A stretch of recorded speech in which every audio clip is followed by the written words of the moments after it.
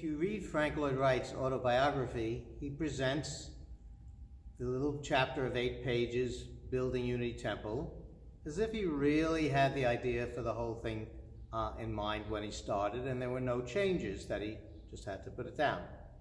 The fact that there were changes doesn't diminish in any way the appeal and importance of the building, but it is interesting that he either conveniently forgot or for some reason didn't want to share the evolution. In fact, there were quite a few serious and major changes.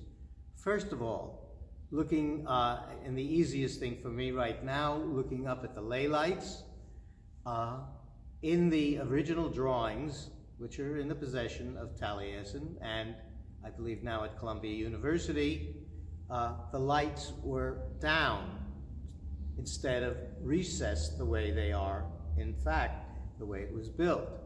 Another thing was that it was really built, it started out to be built as a longitudinal church with seating going all the way into the area that we would today think of as the entranceway.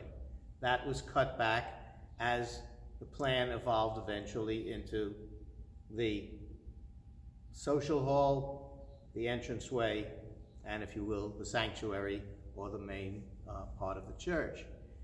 So that was another change.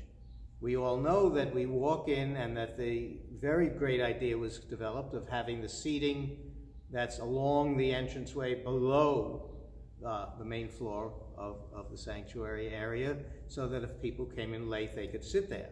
Well, in the original drawings, there's steps down rather than dividing that area.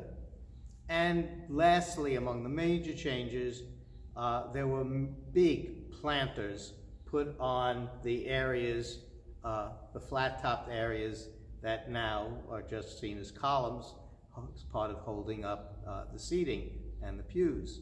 So those big planters were removed, and although there's still some on the outside. So there were quite a few changes, and they all took place really within 4 or 5 weeks of him getting the ideas of how and what kind of building he would build.